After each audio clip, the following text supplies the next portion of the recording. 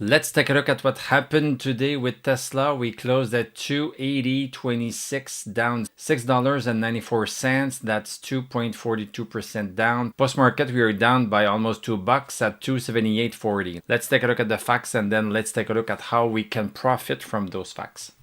Tesla is no longer going down because we are outside of this downward channel. This Tesla has been going down since December. It made a big high in December of last year, and then it has been just going down, trying to break that line, and finally succeeding right here. But we know that when a stock is getting outside of a downward trend, it does not mean that automatically it is going to go higher. We need to make sure that it does not want to go sideways. Right now we are stuck into a congestion zone, and that congestion zone is shifting a little bit. It used to be way past at 273.79, but now it's shifting. It shifted to 291.77, and now it's shifting. If we want to be really precise, it's shifting to 295, because right now we are breaking. Last week we broke 291.77, but we did not close above. And when we break above temporarily 291.77, we reach almost 295. So it seems like there is a little bit of slippage here again. When Tesla is going to start to go fast, then that $4 might not matter, but I'm just giving you the real information. Right now we are into a congestion zone, and what we are supposed to do in the congestion zone is zigzag. This is what we're doing. We were towards 217.65 in March. We went, in a couple of days, we went up to the top side, the resistance side, March 25th. Then it took maybe a week or two. We came back down to 217.65 right here, April 8th. Went high, but did not succeed. Came back down and touched again April 22nd. Now, recently, since last week, end of April, we have been on the upper side. So it's really possible that we come back down. It's possible that we stay a long time. We don't know. We don't know, and nobody knows. But what we know is that once we are going to break this resistance line, this is going to be a buy. Or if we are breaking this line right here, this is going to be a sell. This is a behavior that stocks do that behavior all the time. All the time. Let's go in the past. This is great. And we can time travel with this. Look at this. So let's take a look at this one here, September 2020. You see, we are making tops right here. Making tops. We are making some lows. Increasing lows. This was not a congestion zone. A congestion zone means that the lows would all have a line, but it's the same concept. So this one, the lows are going higher, and we had a resistance that was going like this. And this lasted from September 9th to November. So for 2 months, this was pretty boring. But then what did happen? We broke this. Boom. This was the buy signal right here. So this means entering at 155, 160. And look at what happened. We went to $300. So that's a 2x right there. Then let's look at the other case. So when we were around $300, we started to make, these were the lows. So if we draw a line, let's take the lower lows. Let's take the higher highs. We have something like this. We have a congestion zone, just like we have right now. And we started breaking lower. So this was the sell signal. Sell signal, and then boom, we came back down, recovered a little bit, and came down a little bit more. So this is what we are looking for. When we have a congestion zone, this is a zone where there's an equilibrium between the buyers and sellers. And when that equilibrium breaks in one direction, this is telling us that there's an imbalance in the market. Just like when you are buying hockey cards and things like that, there's imbalances in the market. And in this case right here, people did not want to hold their Tesla stock anymore, and they started to sell lower and lower and lower, and this made the price tank. This is what we do on this channel. We are looking for patterns and we find them everywhere. We have another one right here. This one was not a congestion zone. It was an ascending triangle, but boom, it broke this. And then we stabilized here a little bit. Boom, we broke it. It did this. So, you know, we have them all the time. And this is telling us when to buy and this is telling us when to sell. And people have been doing this for 100 years. Mr. Dow and Mr. Jones have created what we now call technical analysis. And that Mr. Dow and Mr. Jones have founded the Wall Street Journal and also the Dow Jones Index.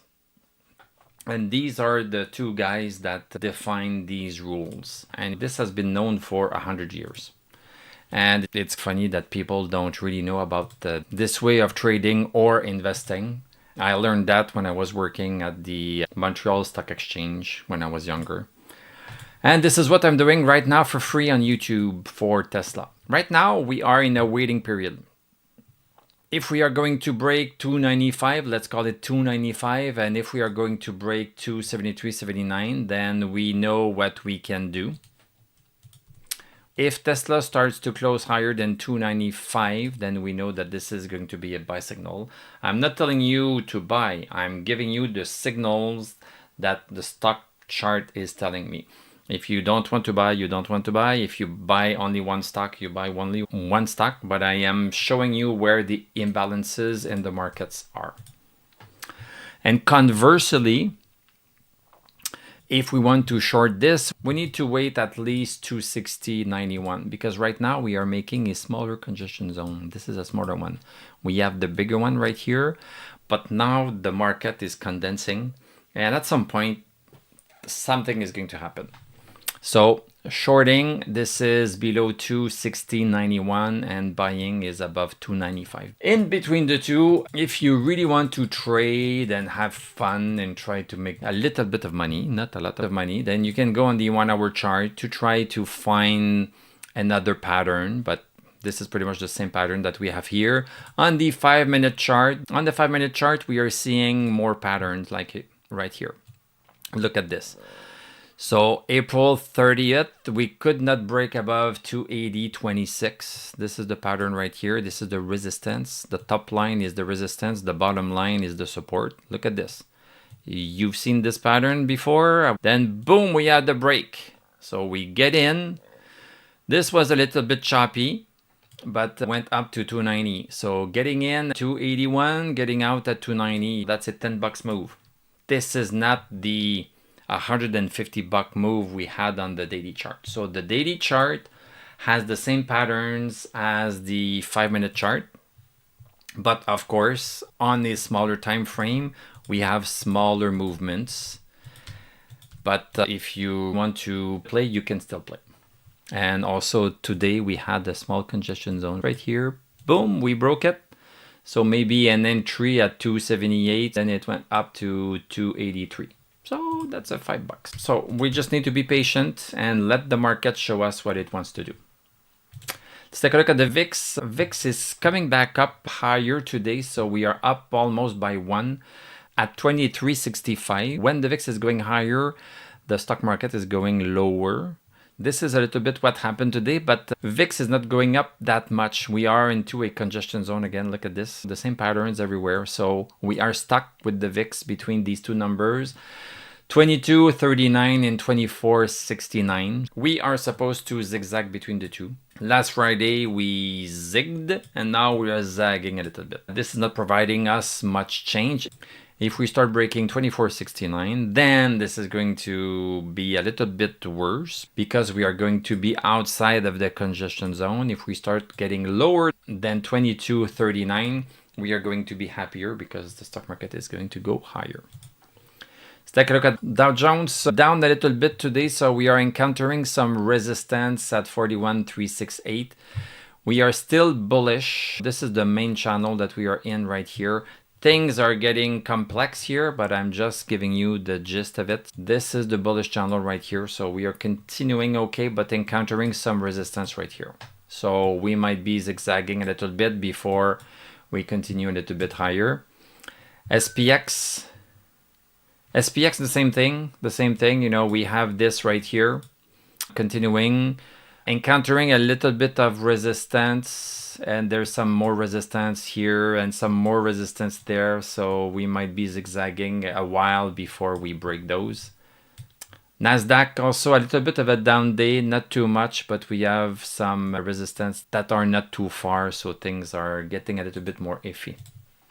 Russell, look at this again. The same patterns happen. We have downward resistance right here, and now we are caving into it. We see it and we are caving in. So these lines describe the behavior of the market. They are not random lines. Let's take a look at the market as a whole. Wow. So yeah, not the best day. A lot of black, which is pretty much zero, and a lot of red. In terms of economic data, we had the ISM services PMI that came out. Forecast was at 50. We are at 51.3.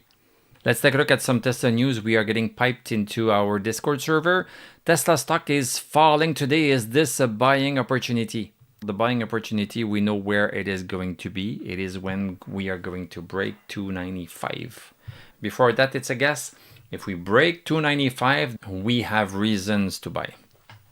Best positioned, Morgan Stanley spotlights Tesla as frontrunner in autonomous tech race against China. So this is interesting. These things can make the market shift a little bit if people believe this and if they act on it by buying more Tesla.